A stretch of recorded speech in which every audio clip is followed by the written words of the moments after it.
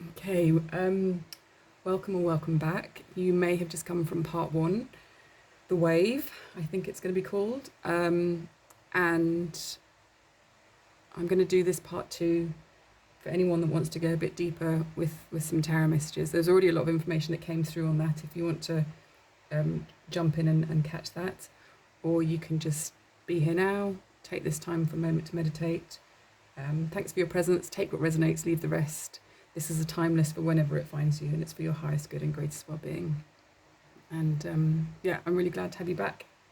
So let's do this. Okay, we're going to dive deep. I suddenly thought it wasn't recording. Okay, so we are going to dive a bit deeper with these messages that have come through. I'm going to use tarot. I'm going to cut the deck 4 times. There's always a lot of messages that come through these 4 cuts. I may add timestamps if someone wants to skip ahead, but these cuts, each time a lot of downloads comes through and sort of like lays the path for what follows. Although, having said that, okay, 3 of Swords.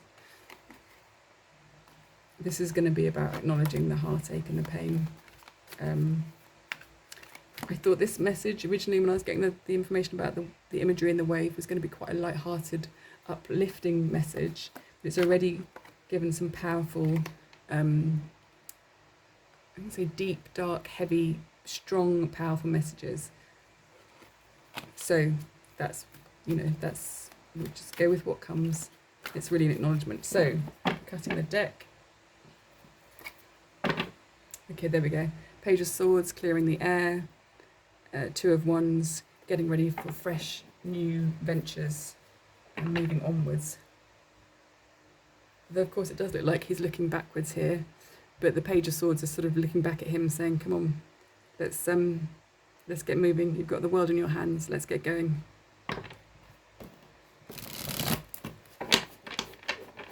Okay, cutting the deck for the second time. We have the Queen of Cups and the Page of Swords again. So fresh new energies.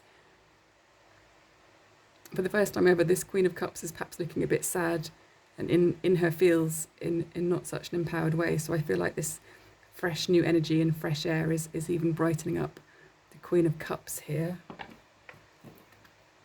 So that may be for someone who's usually very comfortable with the flow of their emotions and perhaps just needing a bit of fresh, clear thinking.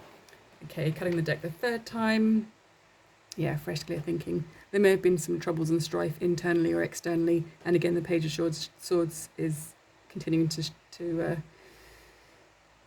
be at the bottom of the deck to bring in fresh, new thoughts. Cut through the tricky thinking, right? Cut through the fighting. Oh God, finding words seems a bit funny today. So 4th final time, Page of Swords, yes, because really we're just moving on to fresh new shores. And yeah, they they're cloaked here, and perhaps they are escaping something really difficult and really bad, and perhaps something that's been quite emotional and quite toxic and full of strife and battle. But this fresh new thinking, all it takes is one moment of clarity, and so much can unfold from that. So I'm going to get some tarot for each of these. The story behind that arc itself has already been very powerful. Let's see if that continues or whether this changes to another dimension of the foundations that were given and the downloads that came in part 1. Okay, there's a lot of cards there. Moon, Queen of Swords, 3, and 10 of Pentacles. Okay, that's perfect. This is an acknowledgement of this story that we had in part 1, but also just what we had there about this process of awakening, which is an ongoing process where we are moving between our solar and our lunar bodies and different levels of self. And the path sometimes is a bit dark and scary and a bit lonely. And that's okay. You know, and with clear thinking, the Queen of Swords, we can cut through these fears very easily. We can shift our energy and our vibration out of anything that's a little bit negative or scary or dark, really just cutting through the bullshit, our own or others, whatever it is, clear thinking, fresh air. And we saw the Two of Wands pop up earlier, and this is sort of now saying, right, yeah, he's ready. He's actually shifted his focus. He's looking ready. He's got his staff in his hand and he's ready to get going. He's ready to move on. And it's funny because I do see this as sort of like a desert to cross, but also there's boats here. So maybe it feels like it's late in the day to be starting your journey, as if this is an orange sunset reflected on the waters. And I feel like this is sort of like the Greek islands that you can see, or various parts around the Mediterranean where you can, I'm thinking of like Troy and Helen of Troy and setting off and Paris and all of those themes. So that might be really important for someone. Ultimately leading to this I was going to say Ten of Cups, Ten of Pentacles, which is abundance and ultimate happiness. The Ten of Cups is the happy family and all the love and the joy and the abundance as well. And so also I see with the Ten of Pentacles this sort of abundance, but it's shared, freely with our society and our community and our and generational wealth is what I'm getting with this, which is quite interesting.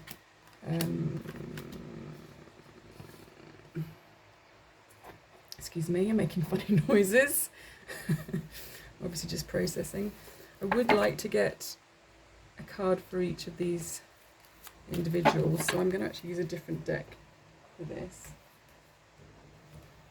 I'm going to the Wandering Star Tarot deck, which is beautiful.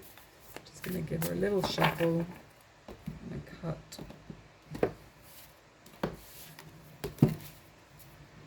Just see if we can get one card for the Earth Keeper in particular.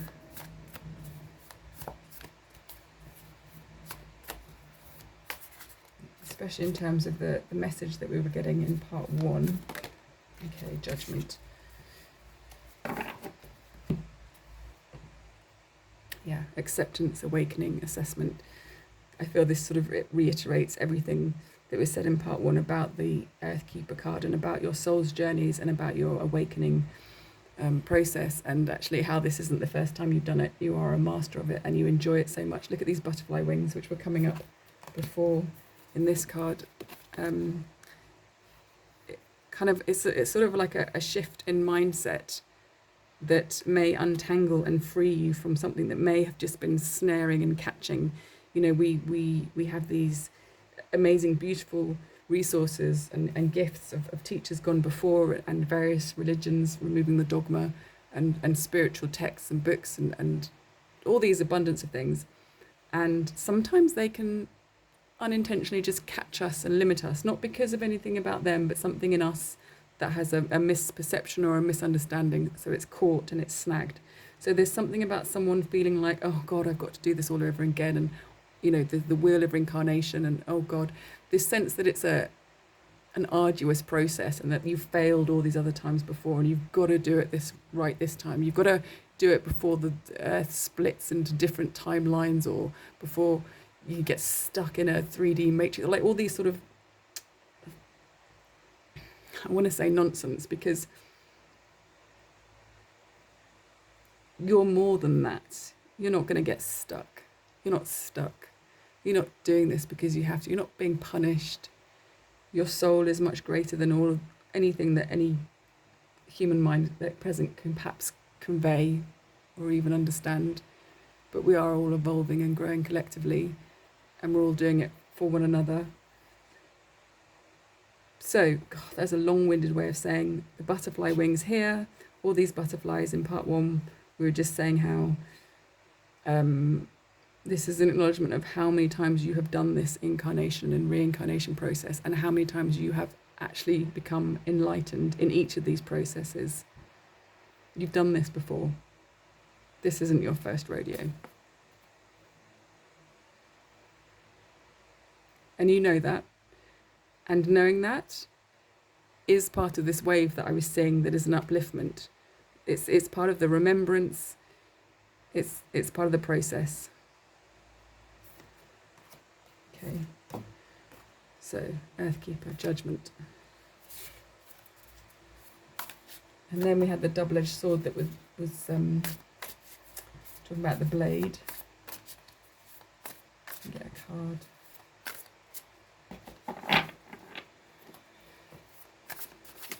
Yeah, the High Priestess. You could argue that intuition is like this double-edged blade. I keep referring to it. It may not be a double. Anyway. Two things, right. The clarity that comes, like the Queen of Swords, with one's intuition and knowing can cut like the blade. And like that quote, that the truth can be painful, truth can hurt. In the sense, yes, that it's cutting us free from attachments or illusions or delusions or things that we felt comfortable or safe in, or sort of like childhood things that have kept us safe. But that's okay.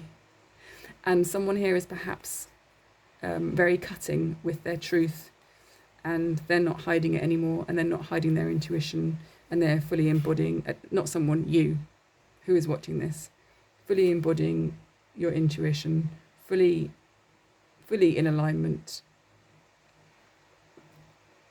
and fully accepting that, unequivocally, unapologetically being in alignment, unapologetically being a fully, perfectly imperfect, fallible human with feet of clay and a radiant soul having the experience of being a human. So yeah, secrets.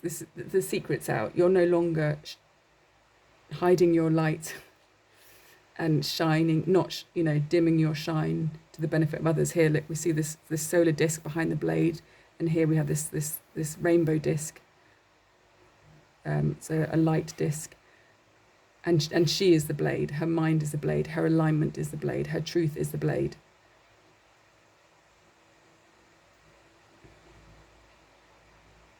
And you are no longer hiding the cycles of life that you've been through. You're no longer editing, cutting, minimizing, reducing.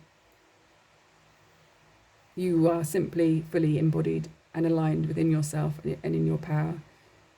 With grace and ease. So there was a second thing. What was I going to say? Yeah, I think this is just talking about the alignment. And in the traditional Rider-Waite, you see her flanked by the two pillars. To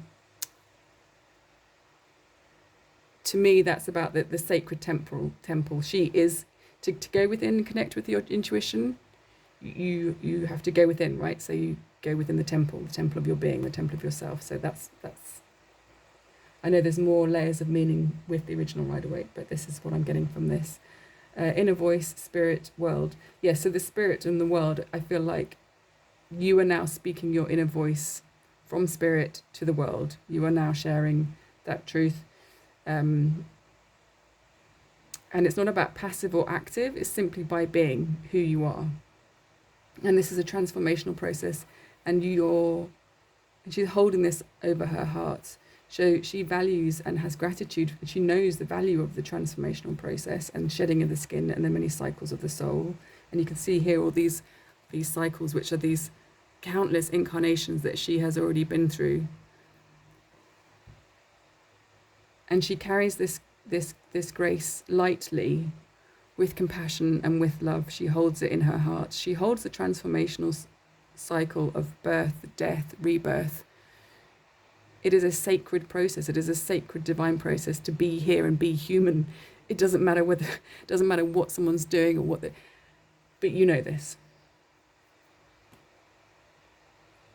And look, I love how this skull is smiling. She's got a serious face, but the skull is smiling. And you can see the third eye fully in alignment. So you know this. This is really confirmation for you. So maybe you find this at a time when you just need that extra confirmation. Okay, and let's just get a card for the curse. The Star. So what are the chances? 3 major arcanas turning up. there's 80 cards in this deck. There's only 22 major arcanas plus the 2 extras that we've got in this deck. The Star, ultimate healing, but also an acknowledgement of your soul's radiance and truth, and that you are also a guiding light for yourself and for humanity and for the collective. Guiding light, inspiration, faith, hope, miracles, infinite energy. And I also get this sense of humility with her, the way she carries herself and holds herself. She is in alignment and she is grateful, and no matter what she may have been through, these things have not hardened her. She is still a beautifully, perfectly imperfect human. Okay, so this is about you, and in terms of the curse, again, what came up in part 1 is that no matter whatever the patterns, the boundaries, the limitations, nothing can break this soul. You can see it in her eyes. Nothing can silence her. The light shines through this soul.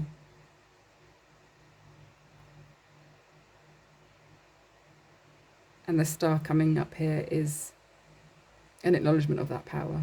And I'm also seeing temperance, again, as an acknowledgement of this.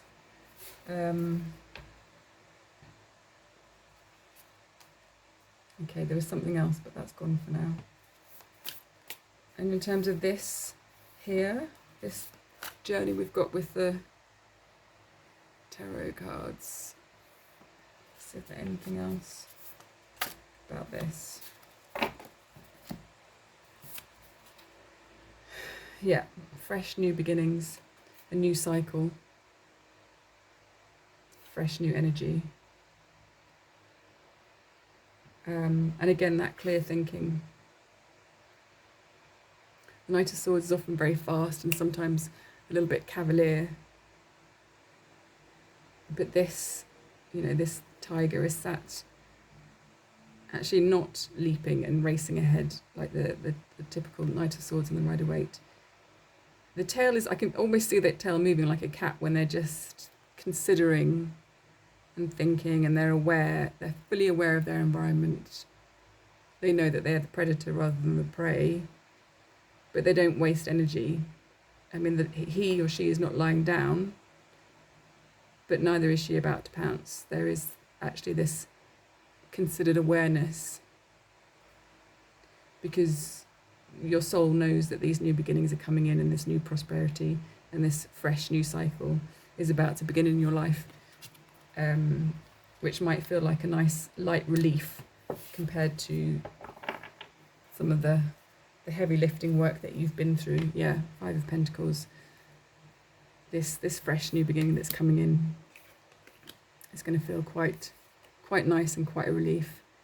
Yeah, moving from the 5 of Pentacles into the 3 of Pentacles, working together out of the paradigm of the 10 of Wands and the 9 of Swords, out of that tarot paradigm. Yeah, there we go. There's the temperance that I was saying before with the star. So again, this healing, moderation and balance. I kind of want to give you, because this feels like a separate message, and this feels like okay, yeah, I did ask for this to be in terms of what's coming. So this is your pentacle is coming for this sort of wave and timeline here, this story. And I think the advice actually here is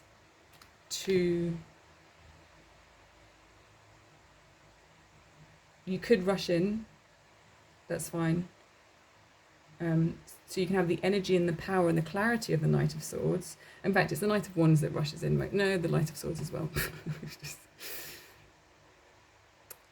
Okay, I think the advice of the guidance is clear thinking, yes, and fast action, yes, when required. But first, a little bit of grounding and a little bit of playfulness. I hope that makes sense. Maybe we just get one more card to just solidify this guidance with the Ace of Pentacles and the Knight of Swords. There's lots of cards. So another bit more guidance for your highest good and greatest well-being in terms of this Eight of Pentacles, this new beginnings, and this Knight of Swords energy, which is clear thinking. I mean, it talks about that highs, lows, conflict, tension with this card. I don't feel that that's what that's about specifically.